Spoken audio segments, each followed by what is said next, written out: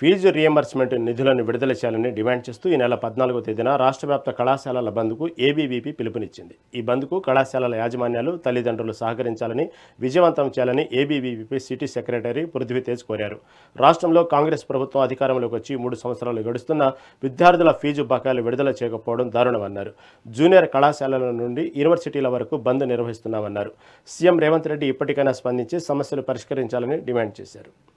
Secretary Telangana రాష్ట్రంలో కాంగ్రెస్ ప్రభుత్వం ఏర్పడి దాదాపు 3 సంవత్సరాలు కావస్తున్నప్పటికీ ఇప్పటికీ విద్యార్థులకు రావాల్సినటువంటి పెండింగ్ లో ఉన్నటువంటి ఫీజు రియంబర్స్మెంట్ స్కాలర్షిప్లని రిలీజ్ చేయకపోవడాన్ని నిరసిస్తూ ఏబీవీపీ జూలై 14వ తారీఖున రాష్ట్రంలోని కళాశాల బంద్కి పిలుపునివ్వడం జరుగుతుంది.